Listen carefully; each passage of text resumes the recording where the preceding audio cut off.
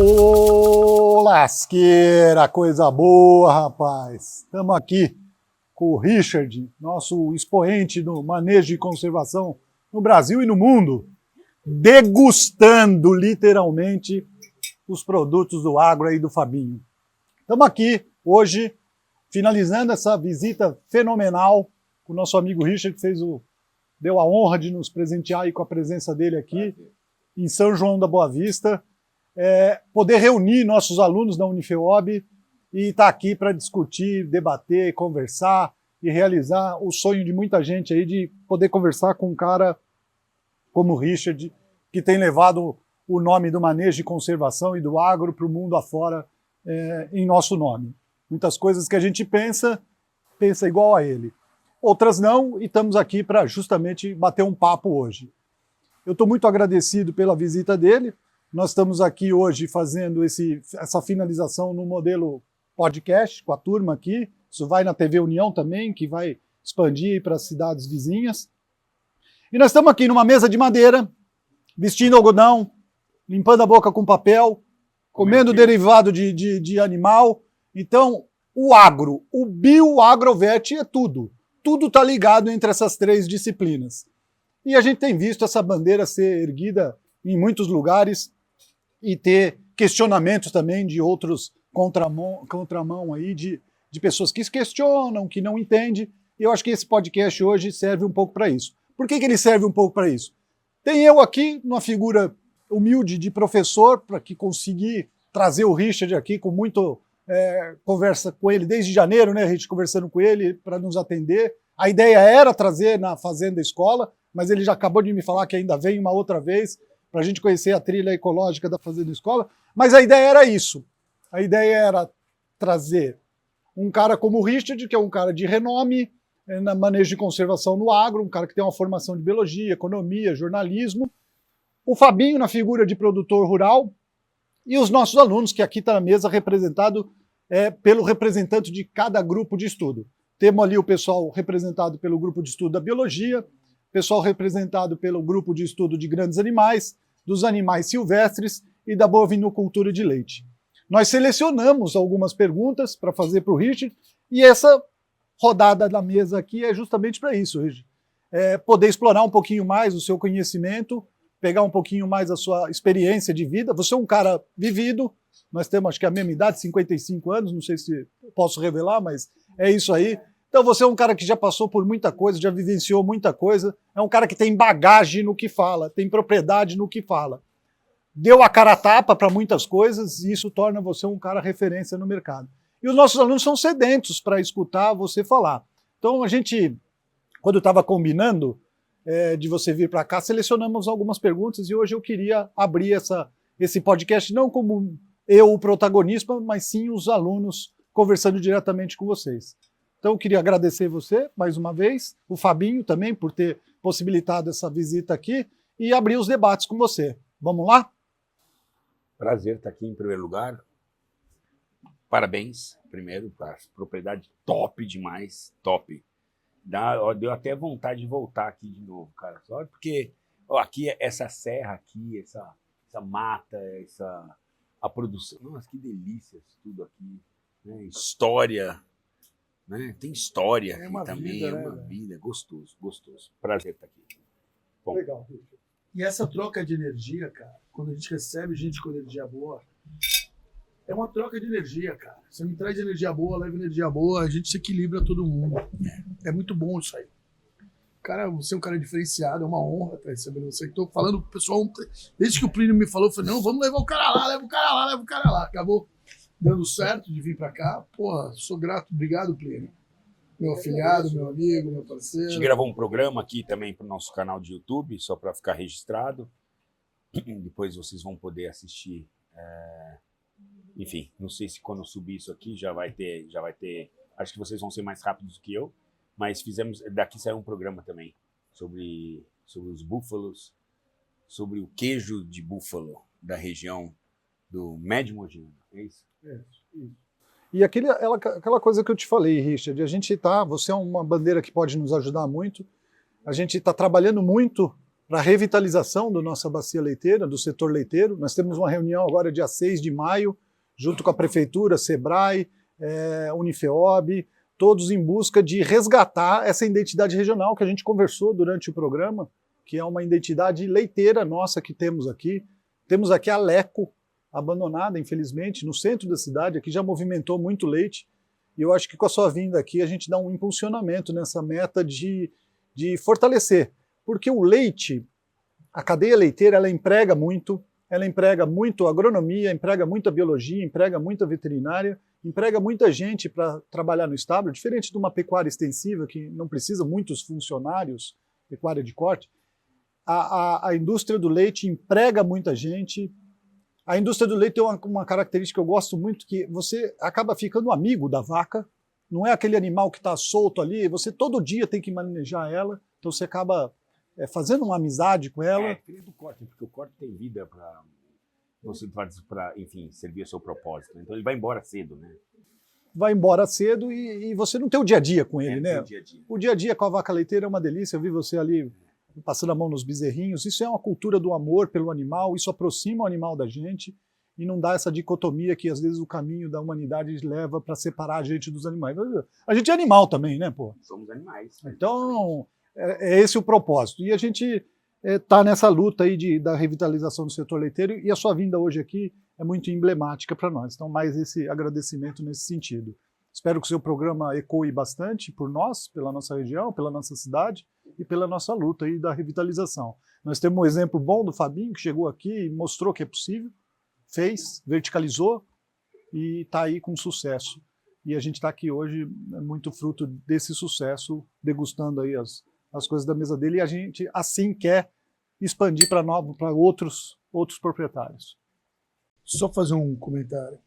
Esse negócio do dia a dia, para você ter uma ideia, tem búfala de 18 anos aqui. São 18 anos desde que ela nasceu e ela está produzindo. Tem búfala. Até hoje produzindo. Até hoje produzindo. Mais do que amigo, cara. Até mais tempo que eu do que meus filhos. A cadeia leiteira tem essa característica, né? Você está junto com o rebanho. Você está junto com o rebanho. Você já nadou até com as búfalas, já nada aí de vez em quando. Já fiz muita coisa. Então é isso, gente. Eu vou abrir as perguntas. Posso abrir as perguntas com os alunos? Fica à vontade. A biologia quer começar? Por favor. Eu esqueci teu nome, por favor. Lu, fala o seu nome. Primeiramente, boa tarde. O ano que você tá. Eu tô no meu último módulo de biologia, alguns meses aí para me formar. Opa! E começar a abrir as perguntas aqui. Com esse negócio do agronegócio mesmo, já engajando nesse assunto, na sua opinião, essa má reputação que o agronegócio tem na visão das pessoas, seria culpa justamente por conta dos grandes nomes do agronegócio ou há algo além disso? Eu acho, Richard, tá? Eu acho que é por conta da própria história do agronegócio brasileiro. Se você voltar uns anos atrás, veja, eu tenho 55 anos, então eu vi um Brasil onde, por exemplo, eu ia com meu avô para a Amazônia e para o Pantanal, eu tinha 8 anos de idade, para pescar. Tirava tudo, cara. A turma do meu avô de pescaria não deixava nada no rio. Tudo que pescava, levava embora, desperdiçava peixe, jogava fora peixe, era para dar peixe pro vizinho, era não sei o que. Era uma outra época, cara. Estamos falando de mais de 40 anos atrás, cara. O planeta mudou. O agronegócio mudou suas tecnologias e cada vez mais aprimorado o agronegócio brasileiro. Então, nós tínhamos uma cultura extensiva, era muito abundante, era outra época, cara. E ficou isso marcado, na minha opinião, nesse inconsciente, eu acho, entende? E aí a gente não modernizou o nosso conhecimento a respeito do agronegócio. O que está faltando é isso. O agronegócio não soube se contar, ele se reinventou e não soube contar essa história. Na minha impressão, é isso. Né? Nós tivemos, em época, eu lembro, como andei muito, eu lembro matérias que eu fui para a Alta Floresta gravar lá no Rio Cristalino, nessa minha vida mais da biologia, de conservação e de fauna e tal. E eu fui no IBAMA lá fazer um trabalho junto, e tinha um cara lá, puto da vida, um senhor de idade já, tentando tirar uma licença de motosserra. Motosserra, porque eram os gaúchos que foram lá, motosserra. E tava puto que não dão me licença de motosserra, porque quando eu vim pra cá, 30 anos atrás, me deram motosserra, eles me deram motosserra. O governo deu motosserra e falou, abre, ocupa, que era um outro momento de Brasil. Precisava ocupar o Brasil. Nós tínhamos problemas de outros caras de outros países entrando no nosso país. A gente tinha que ocupar, era um outro momento do Brasil. Entende? E a gente não sabe fazer isso. A gente não sabe acompanhar essa mudança. E a gente pega velhos exemplos, ainda a orca dentro da piscina, sabe? Tantos pesquisadores foram lá e agora não é mais momento de ter orca na piscina, mas teve um momento que tudo que a gente sabe de orca hoje, 90%, foi por causa de uma orca numa piscina. Entende? Então a gente, como biólogo, estou falando isso para você, a gente não soube na biologia, porque a biologia que... A biologia tem um ranço com o agronegócio, que é um negócio, assim, difícil de entender. Há 40 anos atrás eu entendo, hoje em dia eu não entendo. Né? E eu também já chorei muito num pé num talhão de soja. Eu já chorei, porque há 20 anos atrás tinha outra cabeça. Eu evoluí nesse meu pensamento, entendendo o que é o nosso agronegócio brasileiro. Então, eu acho que isso, na minha opinião, foi esse passado do agro que, necessário, não necessário, foi a situação que acabou maculando essa trajetória, que era uma trajetória natural, cara, de aprendizado. Hoje eu acho que, assim, como criticar quem põe a comida na sua mesa? Tudo aqui é água. Né? Tudo, a roupa, os alimentos. Então, eu acho que historicamente, eu acho que foi isso. E porque nós temos também disputas, você tem massas de manobra, né? Você hoje a gente entende, e eu vou fazer uma crítica construtiva nisso, conservation as a business. Conservação também é um negócio, como qualquer outro. Emprega gente né, a gente tem... Você vai para os Estados Unidos, por exemplo, e existe uma pressão dos países europeus e norte-americanos contra o nosso agronegócio. Por quê? Porque nós somos foda. Porque não existe nenhuma... Você cospe aqui e nasce alguma coisa, cara. Entendeu? Nós somos muito férteis. Nós tiramos, em alguns lugares, 3 safras de um único lugar, cara. Quem que faz isso no mundo? Só o Brasil. Então, existe uma guerra econômica e existe muita... Isso não é teoria da conspiração, tá? Eu tô falando que eu sei. Isso é muito dinheiro. Farms here, forests there. Essa é uma propaganda que existe norte-americana. Tá lá. Tem um fazendeiro norte-americano estimulando fazendas aqui, florestas lá. Porque, porra, não dá para competir com o nosso Brasil, cara. Né? Então, eu acho que é isso. Eu acho que historicamente a gente tinha um passado do agronegócio que não era o melhor exemplo e hoje não, isso acabou ficando nos livros de educação infantil ainda. Eu vejo ainda livros assim, o agricultor, mostra o cara com uma enxada, a casinha dele, um trator, tudo e uma mata devastada, entendeu? Então, eu acho que isso é cultural do resquício do passado.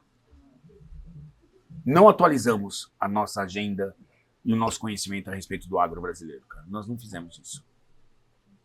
Você acha, Richard, que uma... Desculpa, pode falar. Posso não? Vou dar minha opinião. O cara que está envolvido no meio do agro.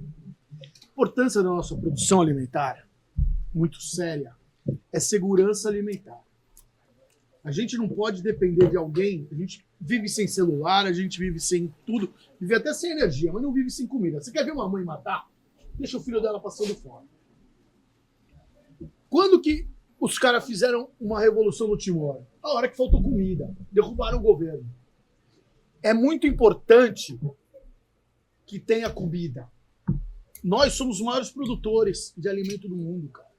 Se a gente tivesse os subsídios que os outros países têm, a gente conseguia jogar a alimentação muito mais barata do que é.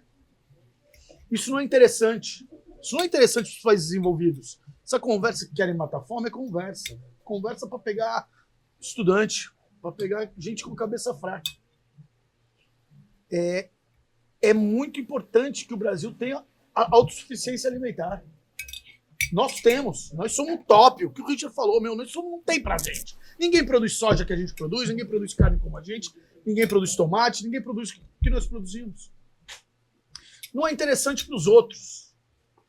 A gente consegue jogar um alimento muito mais barato no mercado do que um agricultor americano, do que mesmo do agricultor europeu. Vai na França e fala que você quer vender queijo, para você ver como eles são protecionistas, como eles são fechados. Não, fora que assim, lá a diferença da nossa produção para a produção europeia e norte-americana é que nenhum produtor rural deixa 1 centímetro quadrado sem plantar.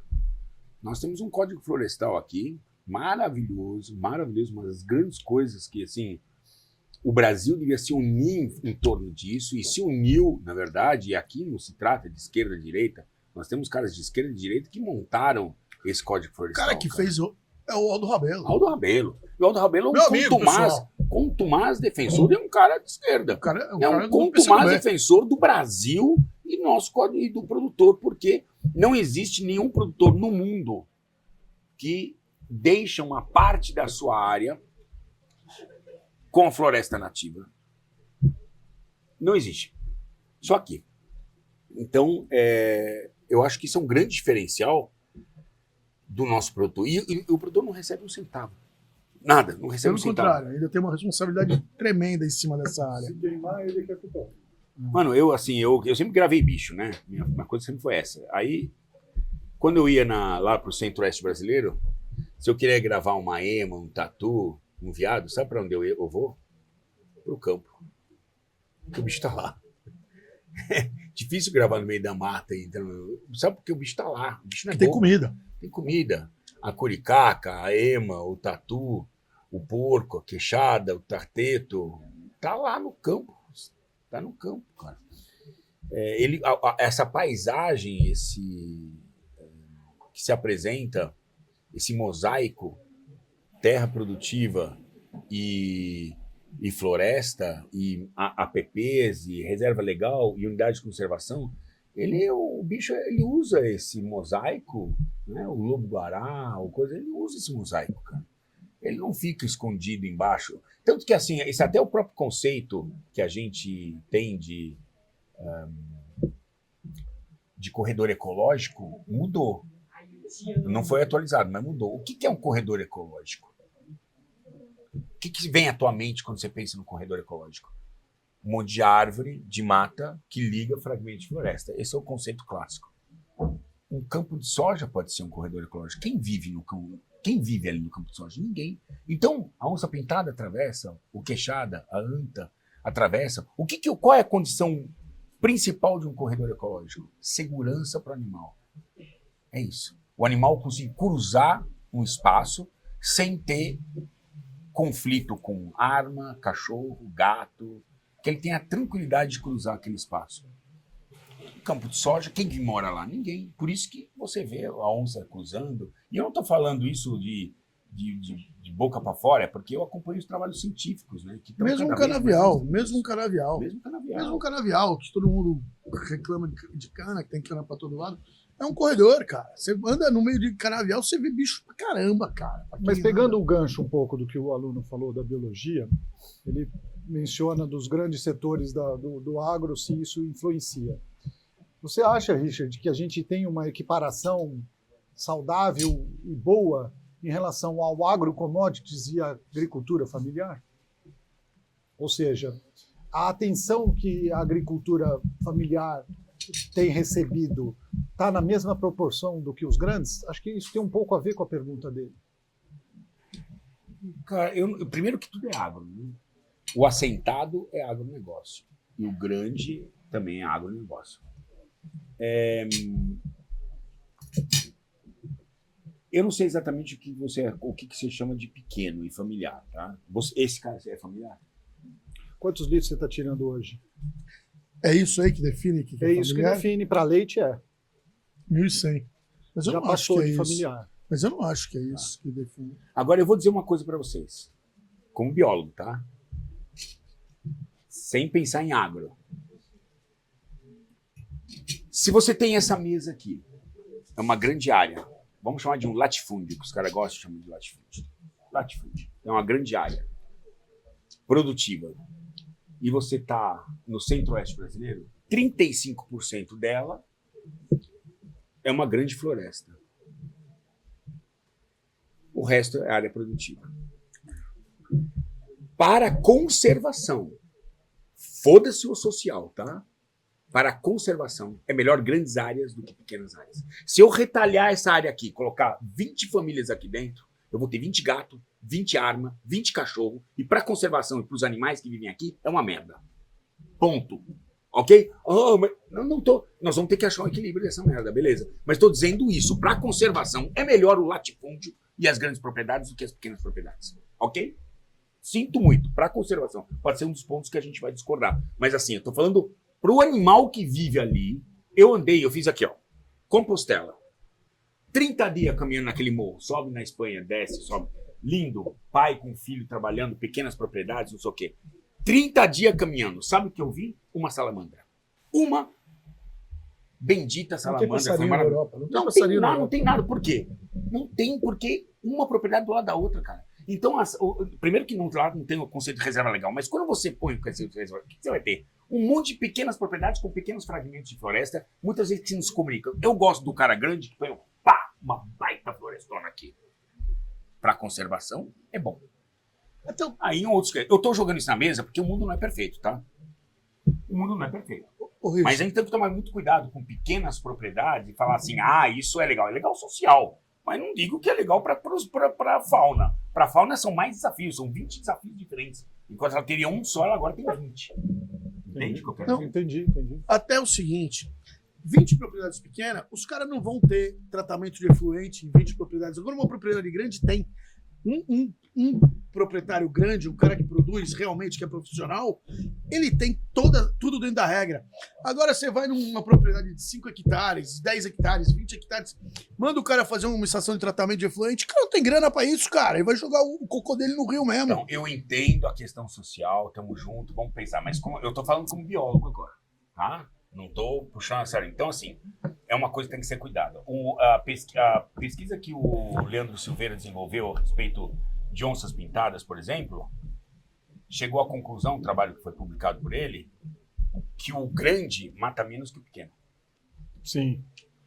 Até porque o grande, não desmerecendo o indivíduo, o cara tem 2.000 cabeças, perde 2 rês, não que seja menos. Sim, mas para ele é menos. Mas para ele é menos. O cara tem 3, tem 5, tem 10, se ele perder 2... A Fazenda Roncador, que é a maior, acho que é a maior do mundo, nem sei quantos milhares de cabeças de gado eles têm, eles perdem 1.300 cabeças de nosso ouro. Deixa 1.300. Cuidado, Richard. Cuidado, Richard. Cuidado, Richard. 1.300 Derruba cabeças o de punho. gado por ano para onça pintada. Multiplica por, sei lá, 4.000 reais. É. Faz a conta de quando eles perdem. 7.200. Ele perde isso, sabe por quê? Ele absorve isso, mas ele lá mete um selo de amigo da onça pintada e do meio ambiente. Ele recupera isso de outro jeito. O pequeno, o cara tem 30 cabeças de gado, perdeu 3, É muito perdeu drástico. 10% do rebanho. rebanho É dele. muito drástico. Ele mata a onça pintada. Porque a onça pintada vale quanto? 5.000 reais. Essa é a multa. Foda-se. Entende? E esse é o valor que nós estamos discutindo, que é o valor real da onça pintada. Não é 5.000 reais. Você acha que é 5.000 reais? Porra! Quando a gente fala um shih tzu, Mas agora, o shih Spitz. tzu, Spitz. Cara, não é esse o valor. Não é o valor ecológico de uma onça pintada. E aí é onde a gente começa a discutir, a realmente dar valor à fauna que a gente conhece, entendeu? E esse é o grande desafio. Dar valor econômico à nossa fauna. Nós temos que dar valor econômico. Valoração, A gente vai colocar valoração. preço na onça pintada. Não é preço na onça pintada. É valor. Valor. Não é preço, é valor. Né? Então esse é o desafio. Muito bom, muito bom. Vamos partir para o grupo de estudos dos grandes animais? Pô, deixa só uma Fala pergunta seu- ao Harry Potter fazer, Hã? cara. Coitado, Não, velho. depois vamos voltar. Tem Tá. pergunta para Parece Harry caramba. Potter mesmo, velho. Depois tem muita pergunta ainda. Imagina Vamos eu escutar sofrer um bullying, pouquinho né? para a gente mudar um pouco e volta de novo no assunto. Tá. Fala seu nome, o módulo que você está e a pergunta, por favor. Boa tarde, meu nome é Samara, eu estou no 7º módulo de Medicina Veterinária e a gente tem uma pergunta para você. Na sua opinião, qual que é o maior erro que os estudantes hoje em dia, né, de ciências agrárias cometem ao lidar com a natureza? Com tantas informações que a gente tem hoje e ainda continuam cometendo esses erros. Ciências agrárias é o quê? O agrônomo? Entraria veterinária, Veterinária entra também? todos. O maior erro. Que mesmo com tantas informações, eles ainda continuam cometendo. Eu acho que jovens em geral, tá? E não são só das ciências agrárias. Ainda você pega por exemplo, caras de zootecnia, agronomia. Ainda tem que ter uma cabeça mais aberta, porque senão... Eu acho que a pressão que vocês recebem hoje em dia por conta desse mundo politicamente correto é injusto e perturbador. É isso. Eu não sofri isso quando era moleque. Vocês estão vivendo num mundo que eu tenho pena de vocês.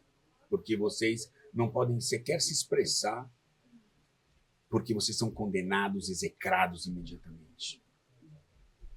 É triste ver isso. Então, eu acho que o grande problema hoje na nossa sociedade é lidar com a diversidade de opiniões. Não aguenta. Ou você é dessa... Né? Eu nunca vi tanto ódio como eu estou vendo hoje, para falar bem a verdade. Nunca vi. Nunca vi, professor. É verdade. Porra, na minha época, cara, eu trabalhei, tinha tudo no nosso grupo. Tinha negro, tinha gay, tinha tudo. Todo mundo se falava, um brincava, sacaneava o outro, não sei o quê. E todos saímos ali amigos. Eu nunca vi hoje, se você não adere a um discurso, e é incrível que assim, o preconceito, ele parou em algumas... parou no negro e no gay. Preconceito é muito mais que isso. Preconceito é religioso, por exemplo. Preconceito de estilo de vida. Né? Então, quantos outros preconceitos a gente lida hoje em dia que machucam a gente? Você tem medo hoje de se expressar? Eu vejo os jovens hoje com uma opinião um pouco diferente sendo massacrados, cara. Sendo condenados. Sendo execrados como monstros. Você tem uma opinião diferente. O que transformou a nossa sociedade no que é a nossa sociedade foi a diferença de opiniões. É isso que transformou a nossa sociedade. Uma sociedade é feita com diferença de opinião. Você acha que alguém tem a solução perfeita para tudo? Esse é o cara que eu não vou seguir. Se alguém tiver, esse é o cara que eu não vou seguir, mano. Porque dilemas e questionamentos a gente vai carregar o resto da vida. A gente não sabe nada. Nosso universo tem mais galáxias do que grãos de areia. Quem somos nós para termos certeza de absolutamente tudo? Nós estamos sempre em busca do equilíbrio. O grande desafio é o equilíbrio. E se alguém tiver certeza de alguma coisa, cuidado, afaste-se desse cara. Eu sou cheio de mim. Quanto mais eu caminho, mais eu tô aprendendo e mais eu tô perdido, cara, naquilo que eu tô, nas minhas definições. Então, eu acho que esse é o grande problema. E não é só do agro, que estão ligados, eu acho que é dos jovens hoje em dia. Parece que hoje nós estamos no mar de liberdade. Nunca foi tão difícil ter uma opinião hoje. Esse é o grande problema, o grande veneno que eu acho que vocês enfrentam hoje. Valeu. Eu acho que até muito em função de separar o homem do animal também causa muito problema, né, Richard? Eu sempre me considerei mais um animal, mais uma espécie. E essa questão de humanização e proteção das espécies, eu acho que nós seres humanos não temos nem condição de cuidar da gente mesmo, quanto mais de ficar defendendo A ou B. Mas né? nunca foi pelos animais, nunca foi pela coisa. Mas pela notoriedade. Mas é um negócio como qualquer outro. É, A própria business, proteção é animal business. é um negócio. É um negócio, isso. É um business. É um business que movimenta um monte de grana, que deixa pessoas ricas, influenciadores ricos. E aí tem essa moda que você não pode... Eu vou num cachorro, vou no mais fácil de a gente... O adote, não compre. Entende? Adote de quem? De quem realmente cuida. Compre de quem? De quem realmente cuida. Eu acho que isso que importa, entendeu? Não é o adote ou compre. Vai lá e pergunta pro seu cachorro se ele foi adotado ou comprado. Eu tenho adotado e comprado. Nenhum deles me respondeu. Eu sou comprado. Levanta a mão, a pata aqui quem é comprado. Levanta a pata quem é adotado. Eles não sabem. Agora, se eles não sabem, isso são bem cuidados. Isso sabe. Agora tem um monte de cachorro que me adotou aí, que nego abandona aí e fica aí. Aí sobra pra Giovanni e o Plínio cuidarem. Então, assim, eu me perdi um pouco onde a gente estava, porque é tanta ideia, mas eu acho que é o que a gente estava falando há pouco tempo. A gente começou a rotular certas coisas como se essas mudança de definições fossem alterar alguma coisa. Você acha que a proteção animal melhorou depois que a gente definiu o dono, o proprietário, o responsável como tutor? Mudou alguma coisa? Não, se você tiver algo, você olha, porra, eu vou ser o primeiro a chamar de tutor. Eu não tenho esse orgulho, eu não tenho problema com isso. Se você me provar que, a partir do momento que nós definimos o cara como tutor, melhorou a proteção animal e o respeito que nós temos com os animais, o que faz isso são leis, cara. Entendeu? Então, muitas leis e às vezes sem efeito algum, né? Enxugar gelo. Muita gente, na verdade, nem quer que o problema seja resolvido. Sabe quanta gente vive do problema que não é resolvido? Aí eu fico pensando, quem é o animalista? Né? Quem é? Porque são pessoas que definem. Agora, nós temos animalistas, nós temos o cara que é... Nunca tinha ouvido falar esse termo. Animalista? A primeira vez que eu vi foi hoje. É sério? Tem os animalistas. A primeira vez que eu vi foi Os hoje. animalistas são aqueles que protegem os animais. Eu não sou isso? De quem? Mas eu não sou isso? Hã? Eu não sou Você isso? Você deveria ser um Eu animalista. sou muito isso. Você é um animalista. Cara. Mas são as pessoas que acham que não é ético você criar um animal, ou você só criar, mesmo que fosse para a companhia, ou não é ético você se alimentar de um animal. Entendeu? Não é ético. Aí eu me pergunto, se a gente parar agora, né, de criar animais, só adotar, não vamos comprar, ninguém pode reproduzir mais com fins comerciais, então a gente não pode mais reproduzir, só adotar. Daqui 15 anos vai existir cachorro? É isso que você quer?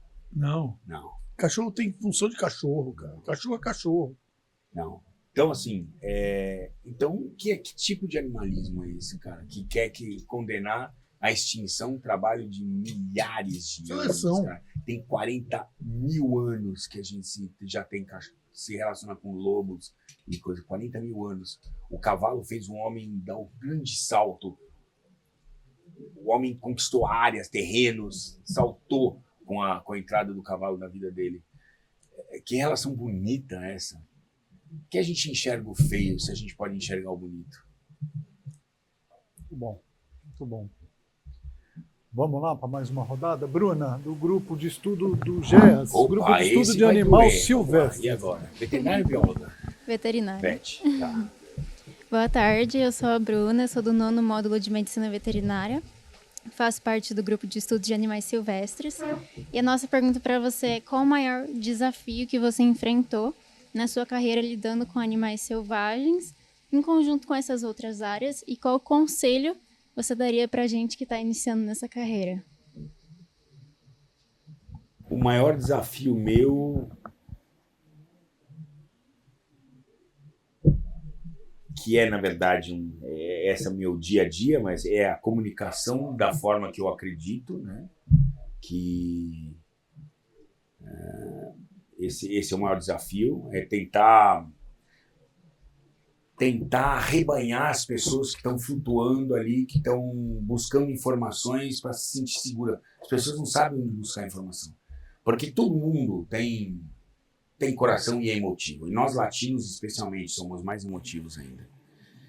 E a gente tem uma tendência para o bem, cara, o que é ótimo, né?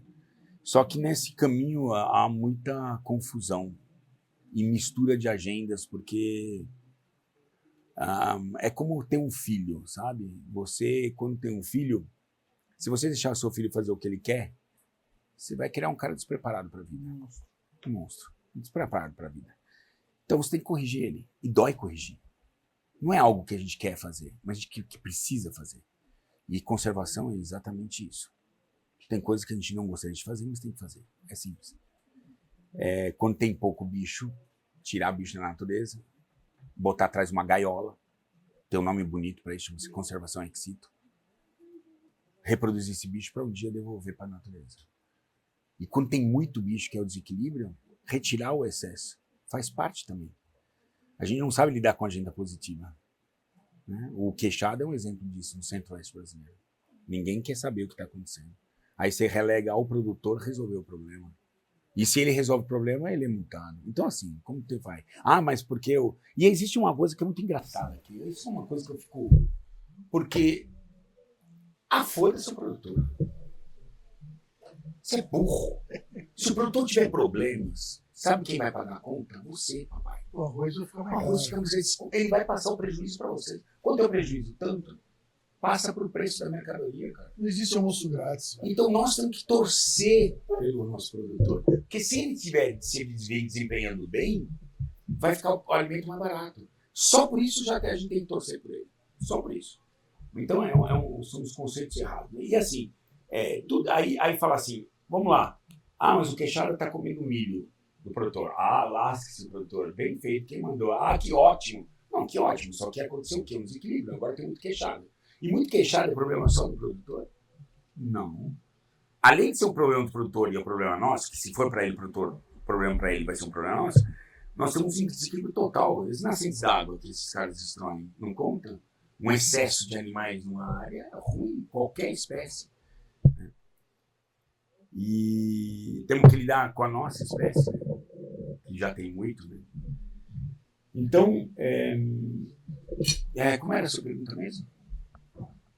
Qual o maior desafio e um conselho que você daria? Então, o desafio é esse, é tentar mudar a cabeça das pessoas para que a gente seja um pouco mais racional na nossa avaliação, inclusive dentro da nossa área, o que é muito difícil. Cara, eu não pensei que ia ser tão difícil. E o conselho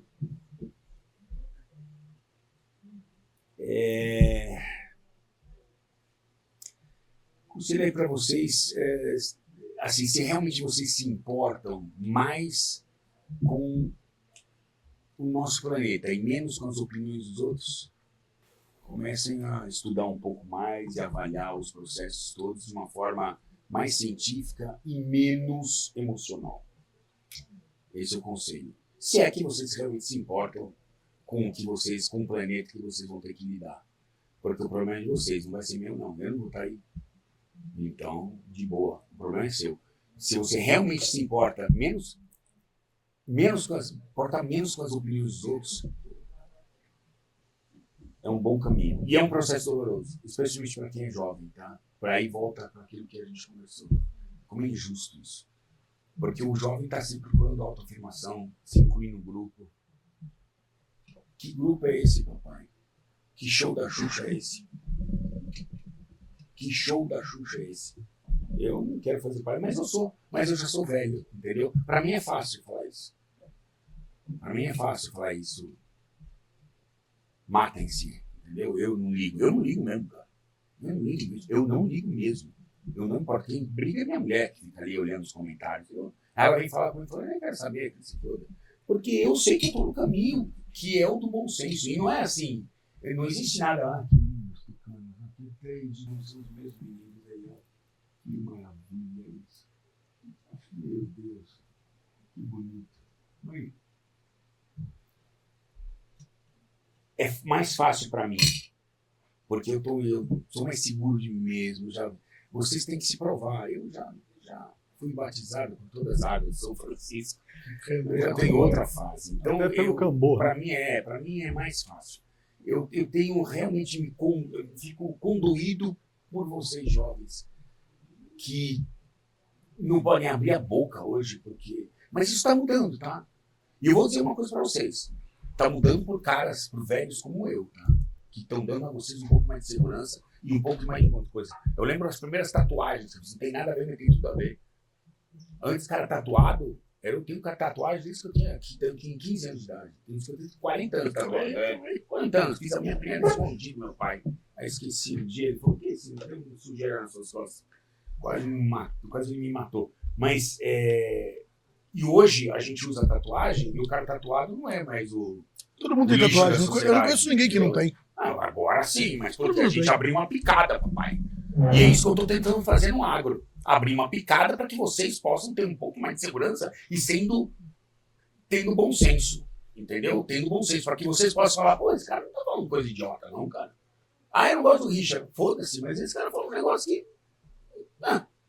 não quero que gostem de mim, cara. Mas eu tenho que fazer sentido. Você fala, pô, esse cara falou algum negócio que ele tem razão, cara. Agora eu tenho mais segurança de falar. De me apoiar em alguma coisa. Então, a picada que nós estamos fazendo com suor, sangue e lágrimas, porque não tá fácil, não. Não. Eu levo porrada pra caralho. Eu sou da biologia. Imagina que a biologia vai dar mão com o agronegócio. Onde no Brasil é isso? Que, ao meu ver, é um É erro. traidor do enorme. movimento. Traidor do movimento. Eu acho que Foda-se, deveria andar muito junto. cara. O movimento tá aqui, ó. É aqui que eu quero ver o final. Eu quero ver as florestas conservadas, eu quero ver as espécies sendo... Eu quero ver harmonia. Isso Olha lá, que eu busco. equilíbrio, né? Cara? Equilíbrio. Equilíbrio. Entendeu? Muito bom. muito Quem bom. é essa turma? Nem planta aquilo que fuma, mano. Eu falo, não, vai se fuder. Vale nada esses Nem caras. planta aquilo que fuma. Vale nada. Vale nada É. esses caras. Então esse é todo mundo aqui de algodão e falando do agronegócio. É de algodão que nós estamos falando? Todo mundo aqui vestindo camiseta de algodão e falando do agronegócio. What the fuck? Enfim. Vamos Eu ver. sou um provocador. O meu papel é esse. É botar o... Eu quero ver o circo pegar fogo. Porque depois a gente constrói, não um circo, constrói uma casa sólida. Porque por enquanto é um circo. Né? É isso. Vamos ver o que o grupo de estudo do Bovinocultura tem para falar, para pôr na mesa aí para gente. Richard, obrigado pela sua presença aí, obrigado, Pri, obrigado, Fabinho. Gente, eu queria fazer a pergunta pro Richard, você já deu uma palhinha pra gente na nossa visita. Quais as tecnologias ou soluções que você acredita que podem revolucionar a produção agropecuária sem comprometer a natureza? Então, eu tenho visto muita mudança. Primeiro, eu estou vendo os biológicos entrarem com força. Está muito legal. Os biológicos estão entrando com força. Então, isso já é tecnologia, né? Recuperar solo. O solo é o grande patrimônio de um produtor, de um agricultor, é o solo, né?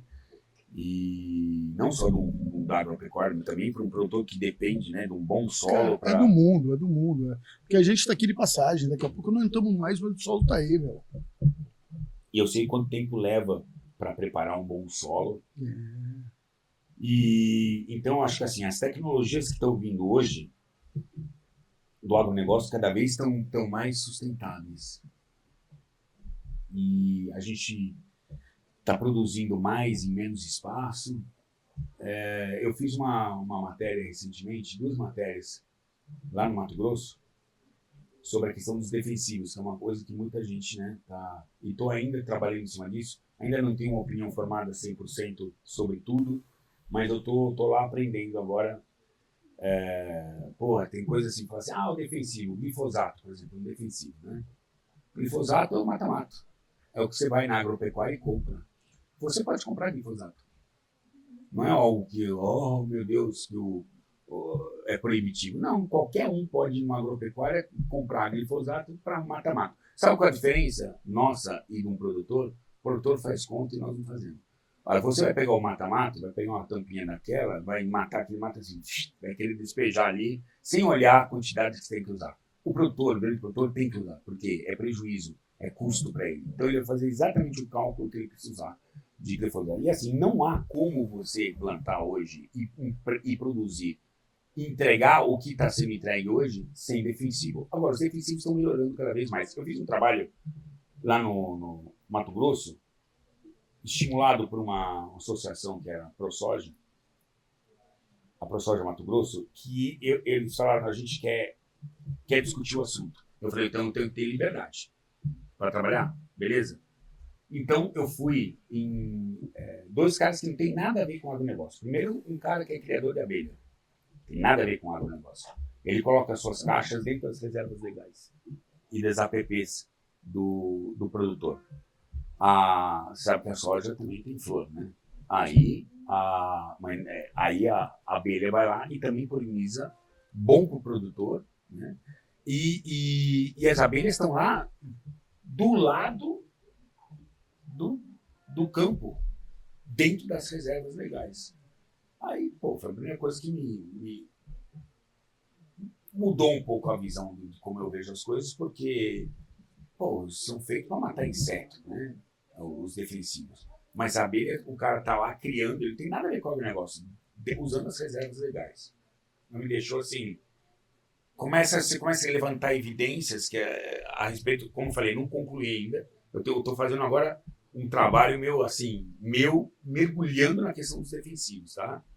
Então ainda não tenho opinião formada, eu só estou coletando informações. E outra foi um peixe, um tetrinha que tinha, parente do tetra que a gente tem lá na Amazônia, que é o Neon, parente dele, mesmo grupo, que um cara me levou, um cara que vende, comércio de peixe, tem nada a ver com agronegócio, me levou para uma região no Mato Grosso, num curicho ali, num riozinho, que tem esse peixe. E ele coleta para vender para a Europa e Japão. Coletou, mandou, aí os caras receberam lá, puta legal, esse peixinho diferente e tal, parece um Mato Grosso, assim, um tetra. E, não sobreviveram. Manda outro, não sobreviveu. Aí os caras pediram os parâmetros da água daqui. E a geolocalização de onde estavam esses peixes. Esse peixe estava sendo coletado. O cara mandou. Eu fui lá no lugar. É um rio, tem 2 áreas produtivas do lado. Supostamente, esse peixe extremamente sensível, que pode ser considerado um bioindicador, porque assim, eu peguei o peixinho fora d'água, morreu, ar atmosférico. Peguei outro, morreu. Ele falou, não, ele não aguenta o oxigênio que você tem no ar atmosférico, ele queima as guerras do bicho e mata. Ou seja, o bicho extremamente sensível, certo? É um bioindicador. Que cacete essa porra desse peixe tá entre 2 lavouras, cara. 2 lavouras do lado. Me fez pensar, entendeu?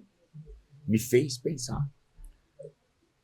Cara, na Alemanha não acreditou. Quando mandaram a geolocalização, ele falou, não é possível, este peixe é muito sensível para estar aí neste pedaço de... Entre 2... Ele falou, eu que estou coletando, tá aqui. Então, assim, isso são coisas que eu vou atravessando, eu quero juntar mais informações, mas eu acho que a gente na hora já condena muita coisa por falta de conhecimento nosso, cara, entendeu? Eu vou mergulhar a partir da semana que vem, eu vou mergulhar por 1 ano nessa história. Tem uma empresa que me deu total acesso, uma empresa grande, multinacional, japonesa, que me falou assim, você aqui vai ter livro aberto para você entender a questão dos defensivos. E eu vou mergulhar nisso. Então, assim, acho que tecnologias novas estão chegando para o agro e isso é o que vai realmente ajudar nessa questão de conservação e juntar a produção com a conservação. Obrigado. Muito bom, muito bom. Vamos ver o grupo de estudo de pesquisa do solo, da agronomia, o GESP. Eu sou o Felipe, estou no 3º módulo de agronomia, estou aqui representando o GESP. E, primeiramente, gostaria de agradecer o Fabinho por ter essa oportunidade de a gente estar aqui, o convite do professor Plínio, e você também, Chico, pela presença, por esse bate-papo. E a pergunta que eu tenho para você é a seguinte: na sua visão, como que o agrônomo ele pode equilibrar a produção agrícola e a preservação da biodiversidade? Volta de novo, como o agrônomo pode fazer? Como o agrônomo ele pode equilibrar a produção agrícola e a preservação da biodiversidade? É compatibilizar a produção com conservação. Isso. Como que ele consegue linkar? Eu acho que é mais ou menos daquilo que a gente estava falando, são as novas tecnologias. Eu acho que através de tecnologia e ciência a gente vai conseguir... Veja, o Brasil já tem um modelo que é muito interessante, né? Que já ajuda a conservação, já que o produtor ele tem que manter reservas legais. Acho que isso já é um grande passo. Né? Se a gente conseguir trabalhar, fazer com que o produtor ele possa, e cada caso é um caso, cada região é uma região, mas ele possa entender que a área dele é uma área onde a fauna ela estende o seu habitat, é parte do habitat. Parte do habitat, o campo lavrado, ele é parte do habitat dos animais, né? Se a gente conseguir entender isso, fazer com que as pessoas elas, né, tenham mais educação a respeito dos animais que frequentam ali, eu acho que é educação, mais educação, entendeu? Então, o agrônomo é um cara que dá ciência, né? Um cara que vem da academia. Ele é um cara que pode fazer essa interface e fala a linguagem, né? Sim. Isso é muito importante. O grande problema, e vocês têm vantagem sobre esse cara que está aí sentado, é porque esse cara, quando esse cara entra numa propriedade, o cara que está aqui já não gosta desse cara. Por quê? Porque esse cara só fala mal desse cara. Aí eles vêm aqui, entram na propriedade e vêm querer ser meu amigo. Beleza. Qual é o teu plano? Eles nunca vêm com um plano bom para todo mundo. Vem com um plano só, daquele plano quadradinho. Vocês falam muito mais linguagem desses caras do que, infelizmente, aquele cara que está lá. Isso tem que mudar. Isso tem que mudar. Porque você pode fazer coisas que ele não pode fazer. Assim como você pode fazer coisas que ele não pode fazer. Vocês se complementam. O dia que vocês, a agronomia, a veterinária e a biologia realmente trabalharem em conjunto. Exatamente. O bioagrovete. Aí nós vamos para frente. Entendeu? Então, esse é o grande desafio de vocês, é trabalhar em conjunto com as outras áreas e fazer esse cara aqui se sentir confortável. Sou agrônomo, pô. Tá vendo? Nós Tá vendo? muito top. Aí, é isso. Por isso que eu recebi ele. Por isso que, isso. por isso que ele comeu um pedacinho de porque os outros não comeram. Só o agrônomo comeu. É a parte boa. Vou dando uma boquinha assim. Porque agrônomo a gente trata bem. Então, mas esses caras todos, se viessem com uma cabeça, principalmente a biologia, o veterinário ainda trabalha muito em conjunto. Se a biologia entender que esse cara é um parceiro, vamos lá. Se fosse por uma questão de proporcionalidade, você tem uma mesa redonda com os principais atores que conservam florestas nativas. Você tem, se não me engano, algo como 15% são unidades de conservação, mais 13% é terra indígena e 25% é produtor rural. Se tivesse uma mesa com 4 assentos para falar de conservação, teria que ter um índio, um cara do ICMBio e 2 caras produtor rural. Agora eu te pergunto, no CONAMA, quantos assentos tem destinado a produtor rural? Não tem. Tem para esse mundo de ONG, esse mundo de embusteiro que estão aí com essas, entendeu? Arrecadando dinheiro, sabe? Quando você tem um puta amigo aqui, que tem o maior interesse, é o dono das terras, cara. Porra, nós temos que trabalhar com esses caras, mano. Os bichos estão aqui, ó. Não estão lá escondidos, a Hakuna Matata dentro da floresta. Nós temos que saber trabalhar com esses caras, cara. É o que eu acredito. Eu acredito nisso. Eu acho que quando a conservação, quando atingir esse ponto de uma sociedade realmente estar trabalhando em conjunto, e não um contra o outro, aí nós vamos evoluir e atingir aquilo que você está buscando. Que é essa harmonia. O produtor não é um cara ruim, não é um monstro, cara. Não sei por que pintaram ele como monstro. Tem caras que... Não, como tem mal político, aliás, tem muito mal político, mas enfim. Como tem todo o segmento, tem mal profissional, tem esses caras têm a lei para... Agora não dá para generalizar um segmento. Jogar todo mundo no mesmo saco, né? É isso aí, Fabinho. Quer fazer uma consideração? Eu quero agradecer. Quero agradecer vocês estarem aqui. O Richard, que é meu parceiraço agora. Você Já virou casca de bala. Já somos parceiros. E entender para vocês, depois. E entender para vocês, cara, que é isso. É muito bom vocês saírem e conhecerem a realidade. Né? Que tá no livro, que vocês veem na internet, aquilo lá, cara, é para vocês verem mesmo. Mas não é exatamente a verdade. Então aproveite quando vocês são estudantes para conhecer, vir perguntar. Porque depois que vocês são profissionais, a gente não tem paciência com vocês também, não. E essa classe artística, pelo amor de Deus, não deem ouvidos a elas. Não. Esqueçam essa classe Não, a artística. gente aqui Esses caras estão vivendo uma vida surreal. Estão aí com um dono de avião, cara. O cara que é dono de um avião é um cara que está despejando carbono na atmosfera e está ditando regras de como nós, mortais, vamos viver. Isso porque aí. eles são seres semideuses, cara. Desce da plateia. A ciência é a mesma coisa. A ciência tem que descer do púlpito para interagir com a plateia. Quem paga a conta da ciência é a plateia. A plateia quer ver algo producente da ciência. Nós estamos pagando a ciência para virarem deuses, cara. Quem são esses deuses, cara?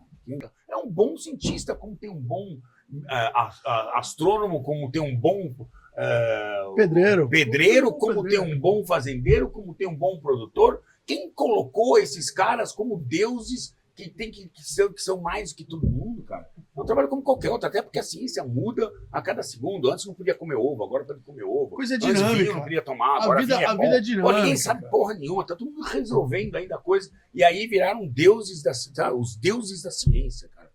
Deuses não são deuses, não, são pessoas comuns, cara. Né? Como deveriam ser juízes comuns, como deveriam ser pessoas comuns, como são pessoas, como o padre é uma pessoa comum, entendeu? E a gente colocou eles ali como um altar, cara. Não são altares, são pessoas comuns. Se dá menos importância para isso, sabe? Bom, eu acho que o meu papel dentro da universidade é justamente esse, é integrar as 3 disciplinas, a biologia, a agronomia, a veterinária. Esse é o meu papel desde que eu entrei na universidade. Eu tenho provocado rodas de discussões. Já teve alunos meus que saiu da sala de aula, bateu a porta, não admitia o que estava falando, porque dentro de uma universidade eu entendo que é o lugar. É o lugar para ter o fomento das discussões. Se não for ser contestador enquanto você é estudante, você vai ser contestador. Exatamente. Agora, com 55 anos? Exatamente. Agora eu não quero mais, agora eu quero paz, velho. Mas quando eu tinha a idade deles, eu era um contestador. Eu acho que a gente, de formiguinha em formiguinha, a atuação de bandeiras como a sua, de professores dentro das universidades, integrando as 3 disciplinas, é o caminho que a gente tem para um agro ecologicamente correto, de produtividade boa e de salvaguarda empregos, alimento de boa qualidade e de proteção das nossas reservas. Eu acho que esse é o caminho. Integração dessas 3 disciplinas. Esse é o meu lema, é isso que eu tenho buscado, é isso que eu tenho trabalhado. Totalmente a favor. E é isso. É isso aí. Então é isso, eu acho que se a gente podia ficar aqui conversando um bom tempo, eu sei que você ainda tem mais outra visita para fazer. Eu quero te agradecer mais uma vez, Richard, a presença de você aqui na nossa cidade, aqui na nossa propriedade do Fabinho aqui. Vou aceitar e vou cobrar o convite para você voltar na universidade, para a gente ir na Fazenda Escola, que não deu para ir dessa vez. Vamos sim. A gente andar na trilha, ver os jequitibás e tudo mais. E finalizar o BioAgrovet aqui com o Richard, com a turma da faculdade, com o Fabinho, com o produtor. Hoje, para mim, é um dia de realização bacana, porque conseguimos reunir tudo que eu mais gosto, que é a semente. A semente é o aluno. O aluno é que vai trabalhar o futuro. Como o Richard falou, daqui a pouco não existe nem mais a gente, mas vocês vão estar aí e vocês que vão levar esse legado para frente. Então, quando a gente discute essas 3 disciplinas no mesmo contexto, eu fico feliz, e por ter um cara como o Richard aqui, engrandeceu muito o nosso programa, nossa cidade, nossos alunos.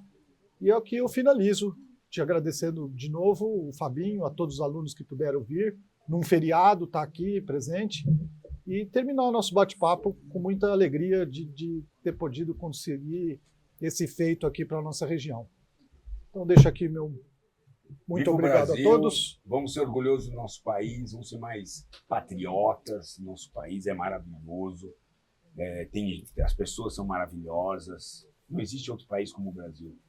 A gente tem que se orgulhar do nosso país e não ficar falando mal dele. A primeira coisa que eu ia falar é isso: o Brasil é dos brasileiros. É. Os caras que estão lá fora não podem ficar dando pitaco aqui na gente. O Brasil Eles dão pitaco lá na casa dele, na nossa não, velho. O Brasil é dos brasileiros. tem que ter orgulho do nosso país. E é isso, pessoal. Muito obrigado pela presença de todos. Valeu mesmo. Muito obrigado. Aqui finalizamos.